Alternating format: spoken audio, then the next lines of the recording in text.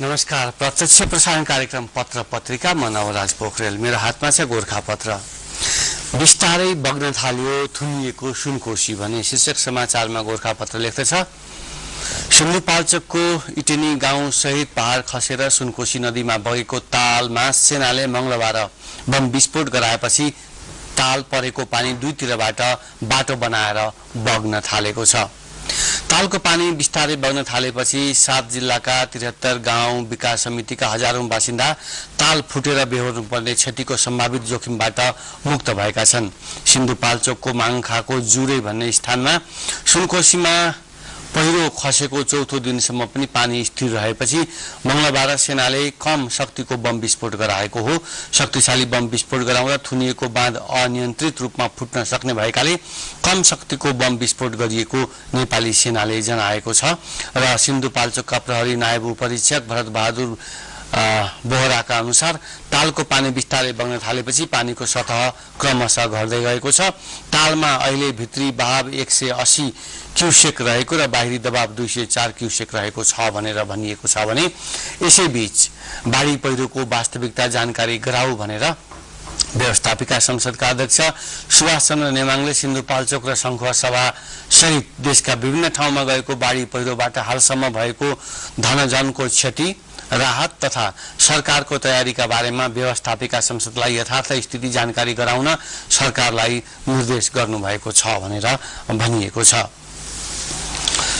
र यो थियो गोरखापत्रको समाचार। गोरखापत्रको समाचारमा मोदीको नेपाल भ्रमणलाई उच्च महत्व भनेर पनि यहाँ लेखिएको छ र समाचारमा भनिएको छ प्राय नेपालका घटनाक्रमलाई त्यति महत्व नदिने भारतीय सञ्चार माध्यमले आफ्ना प्रधानमन्त्री नरेन्द्र मोदीको नेपाल भ्रमण र उहाँले नेपालको संसदमा बोलेको कुरालाई उच्च महत्व दिएका छन् भनेर भनिएको छ। सोमबार र मंगलबारका अधिकांश भारतीय दैनिक र अनलाइन संस्करणहरूले मोदीको नेपाल भ्रमणको विषय प्रमुख समाचार बनाए। टेलिभिजनहरूले पनि मोदीले नेपालको संसदलाई गर्नुभएको महत्वपूर्ण सम्बोधन, मोदीले संरक्षण दिनुभएका जित बहादुर सारू मगरलाई उनको परिवारलाई सुम्पिएको विषयलाई फोकस गरेका छन् भनेर मोदीको नेपाल भ्रमणलाई उच्च महत्व भन्ने शीर्षकमा समाचार गोरखापत्रले छापेको छ। राजधानीको अगाडिका पृष्ठका समाचारहरूमा पहिरोमै बिलाए जुरेवासीका आँसु भनेर एउटा समाचार मुख्य समाचारको रूपमा छापिएको छ भने सुनकोशीमा बग्यो सबै खुसी भनेर अर्को समाचार छ। त्यसपछि छ अख्तियारद्वारा दिनसहित 14 जना निलम्बन गर्न निर्देशन भनेर यो समाचारमा भनिएको छ। मध्यपश्चिमाञ्चल विश्वविद्यालय सुर्खेतका दिनसहित 14 जना निलम्बनमा परेका छन्। अख्तियार दुरुपयोग अनुसन्धान आयोगले विभिन्न संकायका 5 जना दिनसहित 14 जनालाई मंगलबार निलम्बन गर्ने निर्देशन दिएको हो। विश्वविद्यालयमा अनियमितता भएको उजुरी परेपछि विगत 2 महिनादेखि अनुसन्धान थालेको अख्तियारले उपकुलपति र रजिस्ट्रार बाहेक सबैलाई निलम्बन गर्न भनेको छ।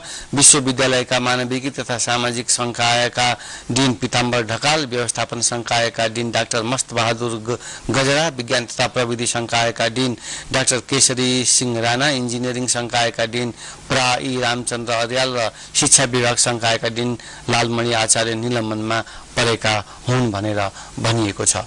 र यो राजधानीकै अगाडिको समाचारमा दाइजो लिए दिए विवाह नै बदर भनेर यो शीर्षक दिएर समाचार छापिएको छ र समाचारमा भनिएको छ दाइजो वा तिलक लिने वा दिने गरी भएको विवाह अब बदर हुने भएको छ। सरकारले ल्याएको सामाजिक व्यवहार सुधार विधेयकमा दाइजो लिएको वा दिएको विवाह नै बदर हुने कड़ा व्यवस्था गरेको हो। यसैगरी विधेयकमा विवाहमा नेपाल सरकारको सेवाहाल रहेको राष्ट्र सेवकलाई बाजाबालको रूपमा भाग लिन नपाउने व्यवस्था गरेको छ र दाइजो नदिएको, कम दिएको वा दिन कबुल नगरेको कारणले दुलहा पक्षले विवाह भएपछि आफ्नो साथमा लैजान इन्कार गर्न पाइने छैन। यसको नियम उल्लङ्घन गर्नेलाई 1 लाख रुपैयाँ जरिमाना वा 3 महिनासम्म कैद सजायको व्यवस्था समेत विधेयकमा गरिएको छ। र दुलहा र दुलहीको पक्षबाट विवाहमा लागेको वा लाग्ने खर्च वा पढाइ, व्यापार, व्यवसाय वा व्यक्तित्व विकासमा लागेको वा लाग्ने खर्च दुलहा वा दुलही पक्षले अर्को पक्षसँग माग्न वा लिन नपाउने व्यवस्था पनि गरिएको छ। विवाह भड्किलो रूपमा गरेमा 25,000 रुपैयाँ जरिमाना गर्ने व्यवस्था गरिएको छ र विवाह भएको समितिले 15 दिनभित्र आफूले गरेको खर्चको विवरण स्थानीय निकाय समक्ष पेश गर्नुपर्ने व्यवस्था पनि राखिएको छ। सार्वजनिक पद धारण गरेको व्यक्तिले यस ऐन अन्तर्गतको कसुर गरेको ठहरेमा निजलाई त्यस्तो कसुरमा हुने सजायमा 25% थप सजाय हुने विधेयकमा व्यवस्था गरिएको छ भनेर भनिएको छ। विवाहमा दाइजो प्रथा निकै बढेर गएपछि सरकारले नियन्त्रणका लागि कडाई गरेको छ र यो विधेयक पारित भएमा दाइजो लिने वा दिने दुवै दोषी हुनेछन् भनेर राजधानीले छापेको छ। दाइजो लिए दिए विवाह नै बदर भन्ने शीर्षकमा राजधानीले छापेको छ। प्रधानमन्त्रीका स्वकीय सचिव ढकाल बर्खास्त भन्ने अर्को समाचार शीर्षकमा राजधानी लेख्दछ। प्रधानमन्त्री सुशील कोइरालाका स्वकीय सचिव लक्ष्मण ढकाल बर्खास्त भएका छन्। उनलाई मंगलबार बर्खास्त गरिएको हो भनेर भनिएको छ। वीरका वरिष्ठ चिकित्सक नै नियमित हाजिर गर्दैनन् भन्ने अर्को समाचारमा वीर अस्पतालका वरिष्ठ चिकित्सकले नियमित हाजिर नगर्ने गरेको पाइएको छ। अख्तियार दुरुपयोग अनुसन्धान आयोगले मंगलबार गरेको चिकित्सकहरूको छड्के जाँचका क्रममा यस्तो तथ्य पाइएको हो भनेर राजधानीले छापेको छ। मोबाइल चार्ज गर्न जाँदा बचेको ज्यान भनेर अन्नपूर्ण पोस्टले समाचार छापेको छ। यो समाचारबारे हामी यहाँलाई एकैछिनको यो विश्रामपछि जानकारी गराउनेछौँ। हजुर, मोबाइल चार्ज गर्न जाँदा बचेको ज्यान भन्ने शीर्षक दिएर अन्नपूर्ण पोस्टले छापेको समाचारमा साँझ ढल्दै थियो 7 बजेतिर 13 वर्षीय बम बहादुर कोइरालाले भने बुबा मोबाइलको चार्ज सकिएछ, म चार्ज गर्न जान्छु। बुबाले पनि सहजै बिदा दिए। चार्ज गरेर बिहान चाँडै आउनु, यो संवादमै बाबु छोरा बीचको अन्तिम बोली बन्यो। जलजला साथ मेघे स्थित साथी राजन खड्काका घरमा मोबाइलको ब्याट्री चार्ज गर्न गएका बम बहादुरले बिहान फर्कदा न घर देखे न आमा बाबु र दिदीलाई नै उनको परिवार सबै सदस्य उनले गुमाइसकेका थिए। मोबाइल चार्ज गर्न जाँदा बचेको ज्यान भनेर अन्नपूर्ण पोस्टले यो प्रमुख समाचार बनाएको छ। 15 गाउँमा सकस परेको समाचार पनि छापिएको छ। पहाडै खसेर शनिबार बिहान पहिरो गएपछि जिल्लाको पूर्वी भेगका 15 गाउँ विकास समितिका यातायात विद्युत र सञ्चारबाट 15 गाउँ विकास समितिमा यातायात विद्युत र सञ्चार विच्छेद भएको छ। नुन तेल र खाद्यान्न किन्न जाने सडक थुनिएको छ भने घरमा रहेको पनि रुपिन थालेको छ। साँच्चीकै सकसको जिन्दगी छ। गाउँभरि उकुस बुकुस छ। 12 विषयका बुद्धराज बस्नेतले भने कहिले सडक खुल्ने, कहिले बिजुली आउने, कहिले टेलिफोन लाइन जोडिने टुङ्गो छैन। अरण्यको राजमार्गको झन्डै 3 किलोमिटर सडक पहिरो र नदीले पुरेको छ भनेर चाहिँ 15 गाउँमा सकस परेको समाचार यो अन्नपूर्ण पोस्टले छापेको छ। मोदी भ्रमण र नेपालीहीन भावना भन्ने पनि यसले समाचार छापेको छ र समाचारको अंशका रूपमा यहाँ भनिएको छ भारतीय प्रधानमन्त्री नरेन्द्र मोदी फर्कँदा नेपाली जनमानसमा हिरो बनिसकेका थिए। उनको लामो चुनावी अभियान र त्यसपछिको सत्तारोहणले नेपालमा सम्भवतः उनी त्यत्तिकै परिचित छन् जति भारतमा भनेर भनिएको छ। आम नेपाली भन्दा उनीहरूका प्रतिनिधि निकै लुटपुटिए मोदी जादुमा। अतिथि सत्कार मात्र थिएन, त्यो संसदमा 45 मिनट लामो सम्बोधनमा सबैभन्दा बढी ताली 3 पटक बजे। करतल ध्वन बीच मोदी बाणीले विश्राम पायो। त्यतिखेर पहिलो उनले नेपालीमा बोल्दा सम्बोधनको प्रारम्भमा, दोस्रो गौतम बुद्ध नेपालमा जन्मिएको भनी बारम्बार उद्घोष गर्दा र तेस्रो नेपाल सार्वभौम सम्पन्न राष्ट्र भएको अभिव्यक्ति दिँदा भनेर मोदी भ्रमण र नेपाली हीन भावना भनेर अन्नपूर्ण पोस्टले समाचार छापेको छ। नागरिक छाप्दछ 5 दिन सहित 16 जनालाई निलम्बनको निर्देशन। यो समाचार मैले यहाँलाई भर्खरै राखेको छु। अर्को समाचार छ वर्षाले ताल खोल्न अवरोध भन्ने समाचार। यो सिन्धुपाल्चोक जुरेमा भयानक पहिरोले बनाएको तालबाट पानीको बहाव बढाउने प्रयासमा मंगलबार झरीले अवरोध गरेको छ। विस्फोट गराई बाँध फुटाएर नदीमा पानी बहाव बढाउन नेपाली सेनाले मंगलबार दिनभरि प्रयास गरे पनि वर्षाका कारण सोचे जति सफल हुन सकेन। मध्याहबाट परेको झरीका कारण दिउँसो गरिएको एउटा ब्लास्टले राम्रो काम गरेन। स्थानीय प्रशासनका अनुसार सेनाले प्रयास पनि जारी राखेको छ। यही समाचारलाई गोरखापत्रले विस्फोटन गराउँदा दुईतिरबाट पानी बग्न थालेको र त्यहाँ पानीको सतह घटेको समाचार यसअघि मैले यहाँहरू समक्ष राखेको थिएँ। त्यसपछि यो नागरिकको अगाडिको पृष्ठका समाचार मा साउदीमा नेपाली महिलालाई मृत्युदण्ड भन्ने समाचार छ। साउदी अरब अदालतले आदेशअनुसार एक नेपाली घरेलु कामदार महिलालाई मृत्युदण्डको सजाय दिएको छ। 15 महिना अघि 2 वर्षीय बालक ओस्मा बिन माइद अन इनिजको हत्या अभियोगमा तनहुकी 26 वर्षीय शोभा परियारलाई सोमबार 10:30 बजे मृत्युदण्ड दिएको रियाद स्थित नेपाली दूतावासले पुष्टि गरेको छ भनेर भनिएको छ। र मोदीको पशुपति दर्शनले भारतीय संसदमा हंगामा भएको समाचार पनि यहाँ छापेको छ। भारतीय प्रधानमन्त्री नरेन्द्र मोदीले नेपाल भ्रमण क्रममा पशुपतिनाथको दर्शन तथा पूजा अर्चना गरेको विषयमा मंगलबार भारतको तल्लो सदन लोकसभामा हंगामा भएको छ। मोदीको पशुपतिनाथ दर्शनलाई लिएर सांसदहरूबीच चर्काचर्की भएपछि बैठक स्थगित गरिएको भारतीय सञ्चार माध्यमहरूले जनाएका छन्। लोकसभामा तृणमूल कांग्रेसका सांसद सुदीप बन्दोपाध्यायले मोदीले नेपाल भ्रमणमा पशुपतिनाथ दर्शन र पूजा अर्चना गरेको विषय उठाएको नवभारत टाइम्स अनलाइन संस्करणमा लेखिएको छ भनेर मोदीको पशुपति दर्शनले भारतीय संसदमा हंगामा भनेर यहाँ छापिएको छ। मोदीले पशुपतिनाथको दर्शन गरे तर ईदको शुभकामना दिएनन् भन्ने उनीहरूको गुनासो थियो भनेर अरू कुनै पत्रिकामा लेखेको मैले सम्झना गरेँ। यो नागरिकले त्यो विषयलाई यहाँ मैले पढुन्जेलसम्म पनि उठानमा ल्याएको थिएन। अहिले मेरो हातमा छ नयाँ पत्रिका, यसमा पनि यही समाचारहरू छन्। जुरेमा अर्को पहिरोको खतरा भन्ने समाचार। रामचेमा फेरि अर्को पहिरो खस्ने सम्भावना देखिएको छ। जुरेको पहिरो क्षेत्रमा अनुसन्धान गरेको प्राविधिक टोलीले शनिबार बिहान पहिरो खस्न सुरु गरेको रामचे 9 चुल्ठेबाटै फेरि अर्को पहिरो जान सक्ने खतरा औँल्याएको हो। पहिरोको कारण रामचे 5 उच्च जोखिममा परेको छ र रामचे 5 लाई ठेकेको विशाल पहाड खसेपछि यो क्षेत्रमा पहिरोको जोखिम बढेको अनुसन्धान टोलीको निष्कर्ष छ। उच्च जोखिममा रहेको भेगमा पहिरो गए रामचे 4 मा समेत क्षति पुर्याउने छ। वर्षाका कारण पहिरो गए 2 गाउँमा झन्डै 18 घर बगाउन सक्ने सम्भावना छ। त्यसबाट 120 जना प्रभावित हुने टोलीले जनाएको छ भनेर भनिएको छ।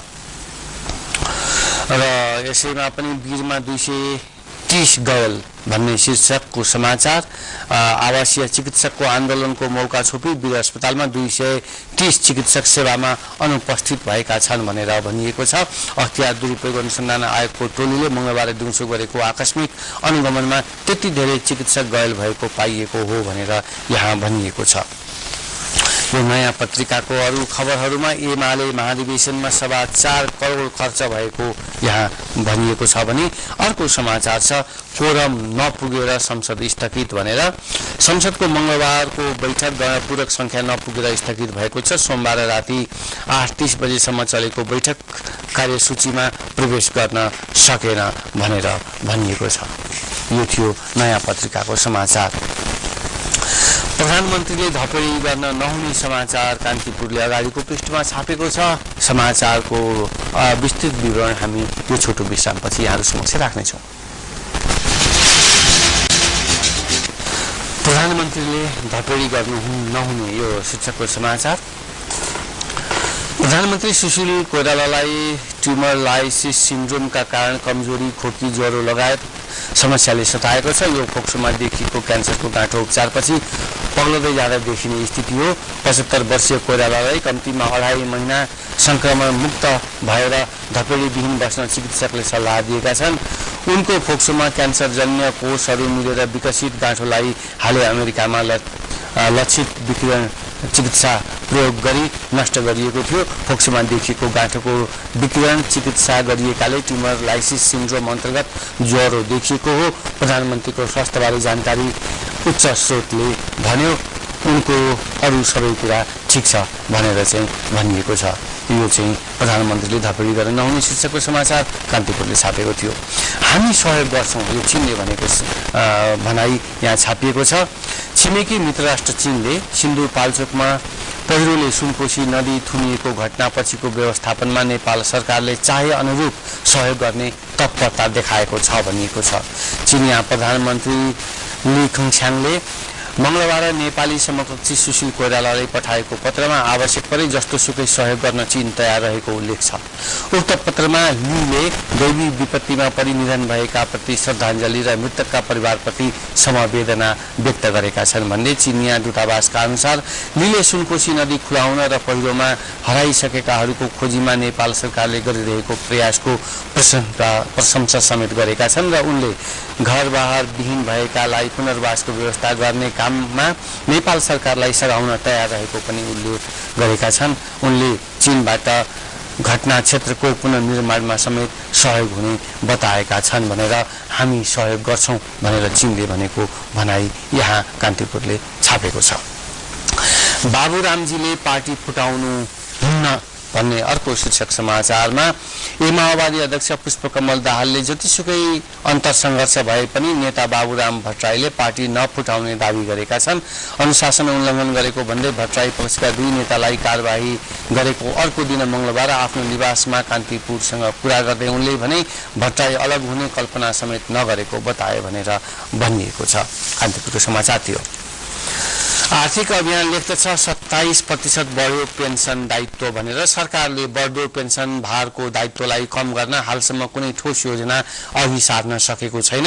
हालको निश्चित लाभ पेन्सन प्रणालीबाट कन्ट्रिब्युटरी पेन्सन सिस्टम योगदानमूलक पेन्सनमा जाने र राज्यबाट दोहोरो सुविधा लिनेको लागि ठोस निर्णय लिने बताए पनि चालु आर्थिक वर्षको बजेटले यसलाई सम्बोधन भने गर्न सकेन भनेर 27% बढ्यो पेन्सन दायित्व भनिएको छ।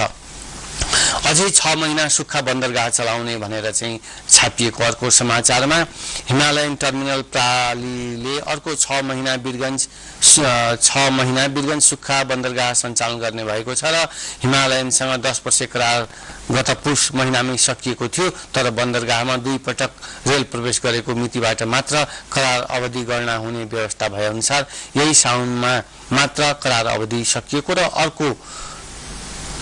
अर्को 6 महिनाका लागि पुनः करार अवधि लम्ब्याइएको हो भनेर भनिएको छ। लागत बढेको बढै उत्पादन अनिश्चित भनेर कारण बुझ्छन् छानबिन समिति चमेलिया जाने भनेर भनिएको छ। निर्माण लागत र समय बढेको बढै गर्ने तर विद्युत उत्पादन सुरु नहुनेको कारणबारे बुझ्न एक संसदीय छानबिन समिति चमेलिया जलविद्युत आयोजनाको स्थलगत निरीक्षणमा जाने भएको छ भनिएको छ। आयोजनामा भइरहेको ढिलाइको विषयमा छानबिनका लागि सार्वजनिक लेखा समिति अन्तर्गतको उपसमितिले सभासद राजेन्द्र कुमार केसीको संयोजकत्वमा विभिन्न दलका 9 सभासद सम्मिलित समिति गठन गरेको थियो र सो समिति चाहिँ जाने भनेर भनिएको छ। त्यसैगरी नेपाल समाचार पत्र लेख्दछ राम्रो ठाउँमा जानका लागि भनसुन र चाकडी भन्ने शीर्षकको समाचार। शोक र त्रासमा छन् जुरेका पहिरो पीडित भनेर भनिएको छ र आफ्नै घर पुगेको महसुस भयो भनेर मोदीले दिल्ली पुगेपछि नेपालको प्रशंसा गरेको समाचार नेपाल समाचार पत्रले छापेको छ। आर्थिक राष्ट्रिय दैनिक छाप्दछ करका कर्मचारीद्वारा व्यवसायीसँग बार्गेनिङ भन्ने शीर्षकको समाचार भने आस्था साप्ताहिक लेख्दछ मध्यराति सुटुक्क किन नेपाल आयो त्यो जहाज भन्ने शीर्षकको मुख्य समाचार। हाँकले लेख्दछ सन् 1950 को सन्धि खारेज गर्नुपर्छ यो मसाललाई उद्धृत गर्दै लेखेको समाचार हो भने घटना र विचार लेख्दछ मोदीको मन्तव्यपछि सिंगै नेपाल मन्त्र मुग्ध र बुधबार लेख्दछ दुवै देशमा सकारात्मक प्रभाव तामाकोशी सन्देशको मुख्य समाचार।